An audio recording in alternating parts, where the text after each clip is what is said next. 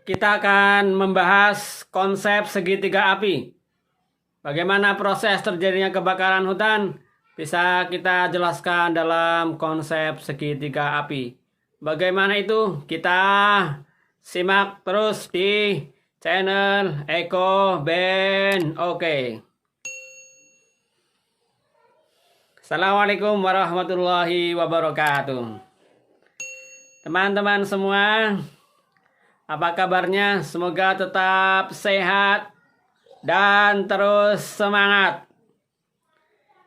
Di musim kemarau yang sudah datang, matahari terik, hujan jarang turun.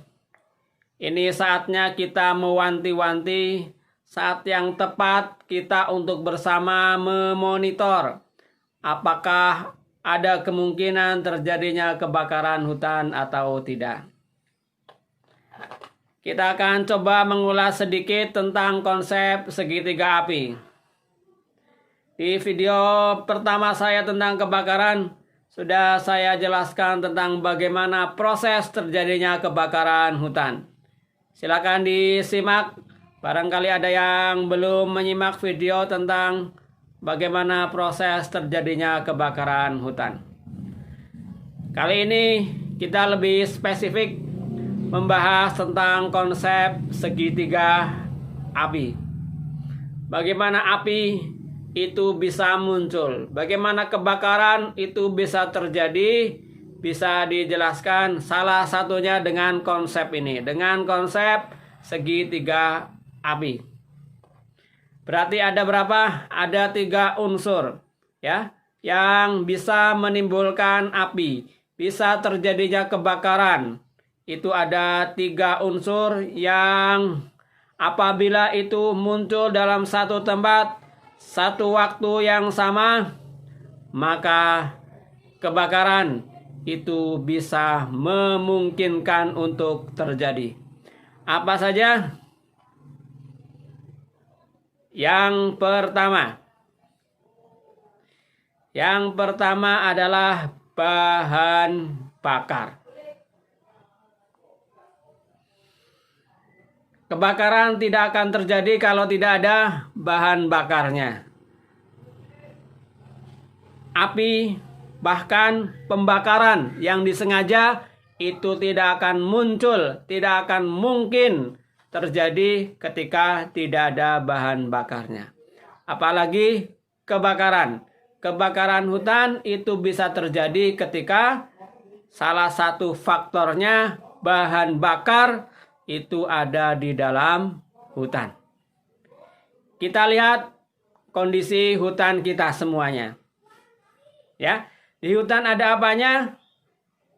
Yang pasti di hutan kalau masih utuh ada pohonnya, ada tanamannya. Ini adalah salah satu bahan bakar yang ada di hutan. Bagaimana kondisinya? Itu akan berpengaruh kepada cepat atau lambatnya, kemungkinan atau tidaknya terjadinya kebakaran hutan.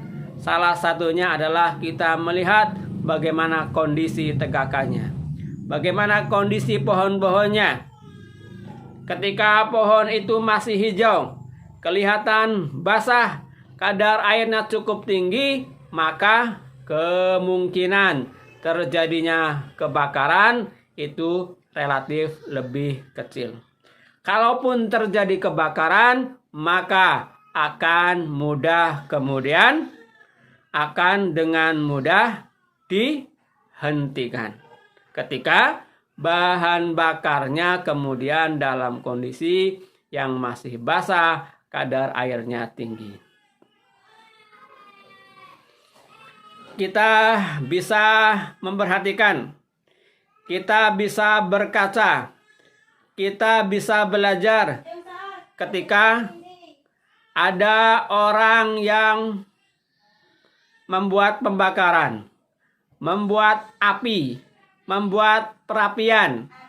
Misalnya ketika kita buat perapian, atau ada yang masih menggunakan bahan bakar berupa kayu dalam kehidupan sehari-harinya untuk memasak, maka apa bahan bakar yang digunakan? Bahan bakar yang digunakan adalah bahan-bahan yang sudah kering, yang kadar airnya sudah kecil, ya, kadar airnya rendah. Jadi kadar air satu bahan bakar akan menentukan mudah tidaknya kebakaran itu terjadi. Ketika kita melihat, ketika kita memantau bahwa keadaan hutan di sekitar kita, hutannya masih hijau, batangnya masih kelihatan, kadar airnya tinggi, seresah-seresahnya, pohon-pohon yang ada di bawahnya, tumbuhan bawah tegakannya, perdu-perdunya masih kelihatan hijau, maka hati kita merasa lebih tenang karena kemungkinan terjadinya kebakaran itu relatif lebih kecil dibandingkan dengan ketika kita melihat pohon-pohon mulai menguning, mulai layu, daun-daunnya kering, batang-batangnya sudah mulai ada yang kering, bahkan tidak dalam jumlah yang sedikit, dalam jumlah yang relatif banyak, maka wajar kalau kemudian kita punya kekhawatiran akan terjadinya kebakaran hutan. Tidak hanya kita melihat sepintas saja, bisa jadi di atasnya hijau, di bawahnya, di bagian seresahnya, di bagian bawah tanamannya, di bagian permukaan hutannya, kita lihat. Biasanya kalau rumput-rumputnya sudah kering, bahkan tanaman-tanaman bawah tegakannya mengering, maka ini juga rawan terjadinya kebakaran hutan.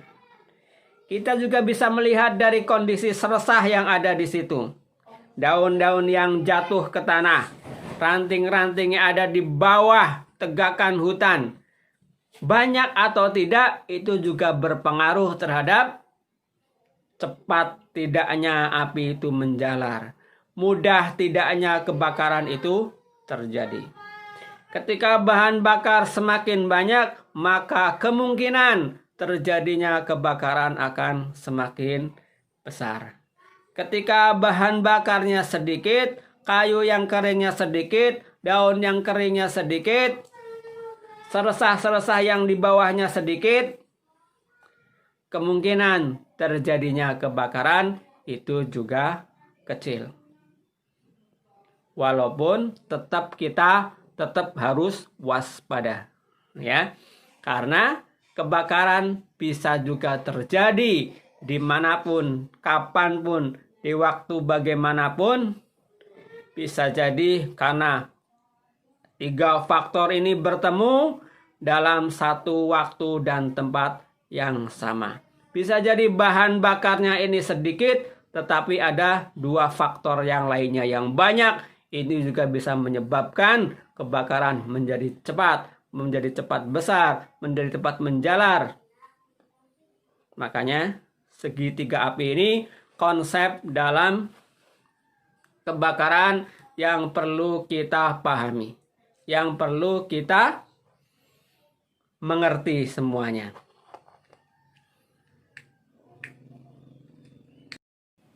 Baik, teman-teman semua, masih di channel EcoBand. Oke. Kita lanjutkan yang kedua.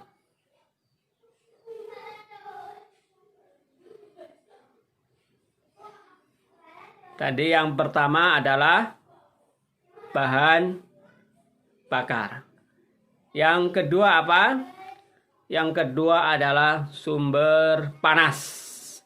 Yang kedua adalah api itu sendiri, ya, titik api, atau kalau yang sering didengar ada hot spot. Ya, sumber panas. Panas, ya. Itu adalah salah satu faktor pemicu terjadinya kebakaran hutan, ya. Jadi, kondisi panas sekarang ini, kondisi musim kemarau seperti ini sangat memungkinkan, besar kemungkinan terjadinya kebakaran hutan. Berbeda kalau di Indonesia ada 2 musim, musim penghujan dan musim kemarau. Maka yang rawan terjadinya kebakaran hutan adalah di musim kemarau.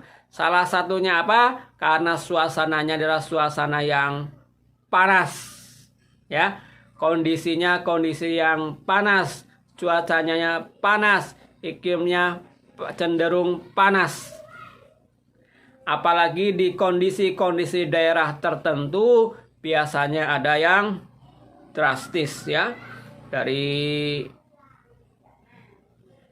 kepanasannya itu di atas rata-rata, ya.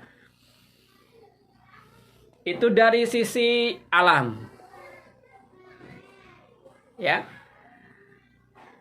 Faktor cuaca, iklim, musim yang sekarang ini ada di hadapan kita.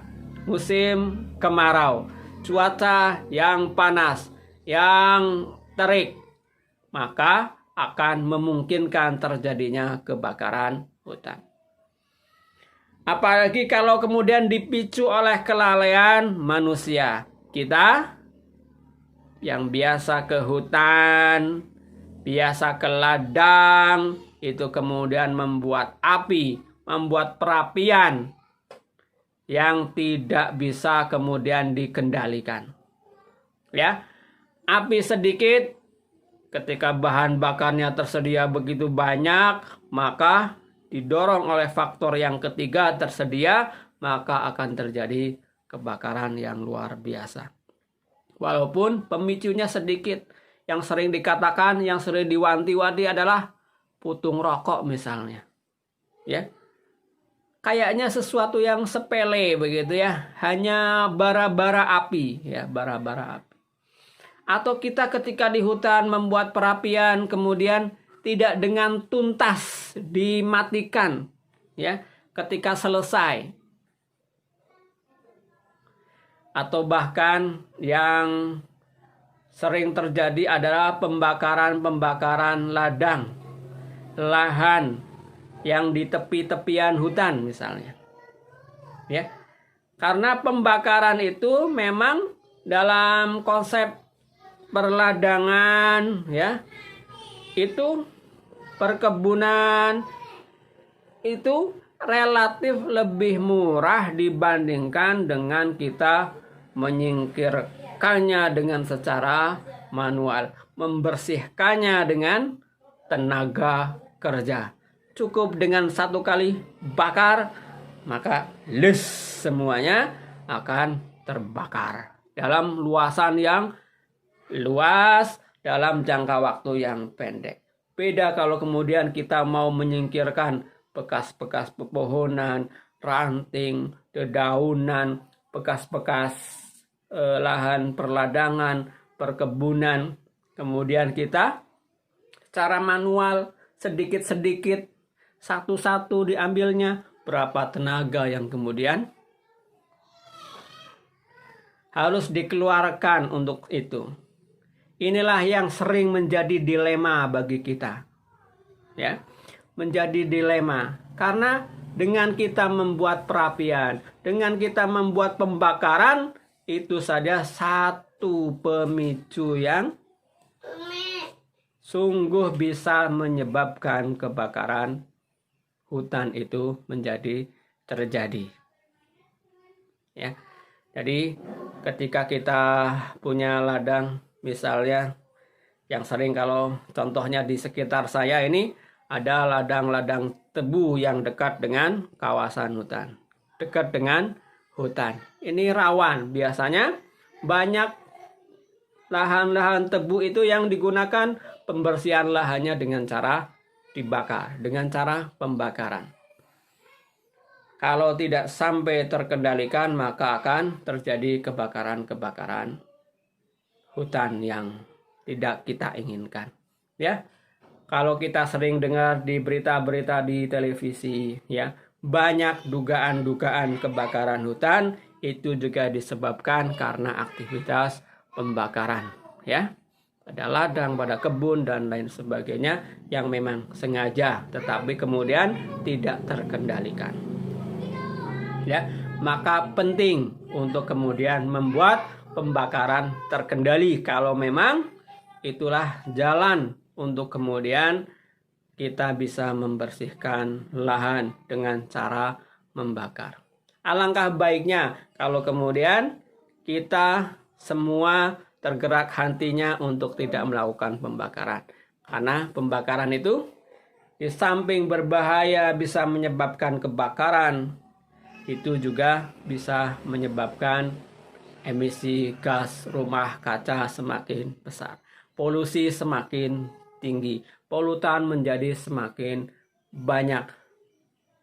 Pemanasan global menjadi naik. Gitu.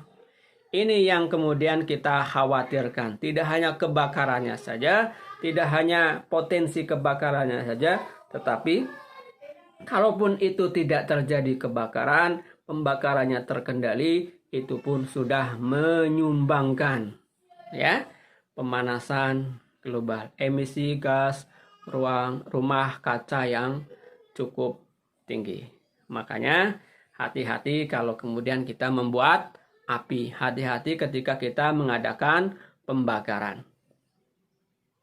Ya, teman-teman semua yang biasa jalan-jalan ke hutan, ini anak-anak muda atau pecinta-pecinta alam, hati-hati ketika membuat perapian, ya, menghangatkan diri atau ketika masak, ya.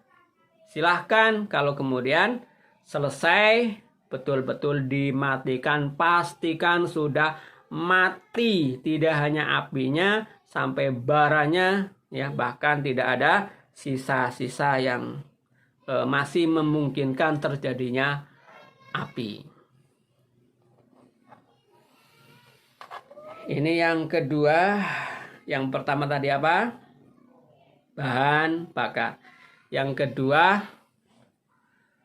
panas, sumber panas. Api itu sendiri, baik yang disengaja maupun yang tidak disengaja, baik yang dibuat oleh faktor alam maupun oleh faktor manusia karena kelalaiannya, kesengajaan maupun tidak sengaja. Ya. Sekarang yang ketiga. Yang ketiga apa? Adalah adanya oksigen. Udara ini mengandung oksigen. Oksigen ini salah satu pemacu terjadinya kebakaran. Kalau udaranya ada angin yang berhembus kencang, angin ini mengandung oksigen ya. Ada bahan bakar, ada api, maka akan bisa membesarkan api, akan bisa menghidupkan api. Kalau orang tua saya dulu ya yang masih menggunakan tungku perapian, biasanya kalau api di tungkunya, di pawonnya mati ya, masih ada baranya, kemudian ditiup ya, dibuat, dikasih angin, dikasih udara ya, untuk kemudian membuat api itu menyala lagi. Atau yang sekarang bisa kita lihat misalnya ketika kita buat sate ya, arang begitu ya. Arang ya, kalau kita lihat orang yang membuat sate panggang begitu ya, pembakaran, ada ikan bakar, ada ayam bakar dan lain sebagainya. Diapain? Dikipas-kipas, baik secara manual dengan kipas tangan maupun dengan kipas listrik. Untuk apa? Untuk mendatangkan, membuat oksigennya lebih banyak di situ, sehingga apinya menjadi semakin besar. Makanya daerah-daerah yang anginnya besar ya, daerah-daerah yang potensi anginnya cukup kencang, itu juga bisa menyebabkan potensi kebakarannya menjadi semakin tinggi ya, semakin tinggi. Itulah konsep segitiga api. Ada 3 faktor. Apa tadi? Bahan bakar, sumber panas, oksigen. Ya, ketiganya ketika berada dalam satu tempat dan waktu yang sama, maka akan terjadi kebakaran, maka akan terjadi api, maka akan muncul api. Api ini bisa membesar ketika ketiga ini banyak. Bahan bakarnya banyak, maka apinya bisa membesar. Panasnya banyak, hotspotnya banyak, maka akan membesar. Kondisinya panas, maka akan membesar. Anginnya berhembus dengan kencang, maka akan membesar.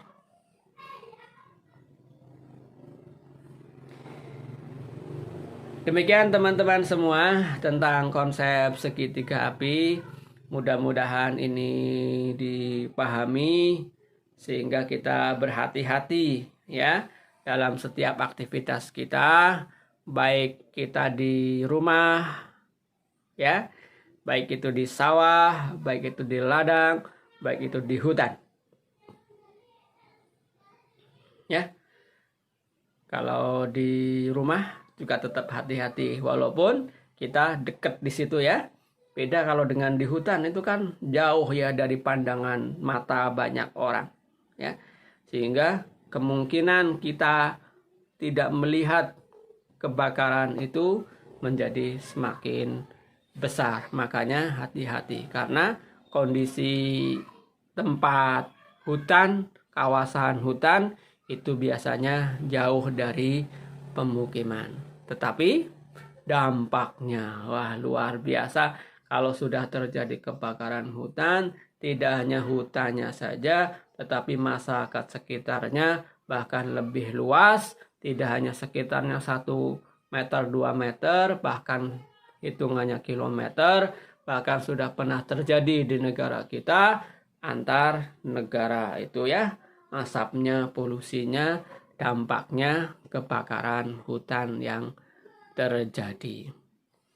Tetap waspada, tetap hati-hati di musim kemarau ini, saling mengingatkan, saling menasehati, mudah-mudahan kebakaran hutan tidak terjadi di Indonesia, di sekitar kita. Kalau terjadi, kemudian kita juga bisa menerapkan konsep segitiga api untuk memadamkan. Kita akan lihat di video berikutnya bagaimana konsep kita memadamkan api. Salah satunya adalah dengan melalui konsep segitiga api.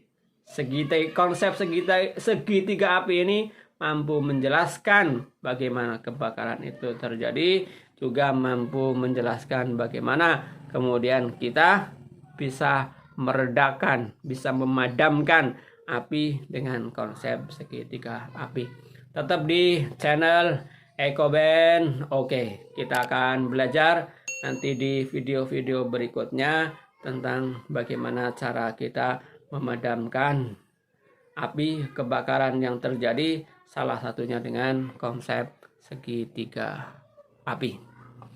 Yang belum subscribe silakan subscribe, yang suka silakan di like, yang mau menambahkan, yang mau berkomen, yang mau mencurahkan pengalamannya silakan ditulis di kolom komentar. Terima kasih atas perhatian semuanya. Assalamualaikum warahmatullahi wabarakatuh.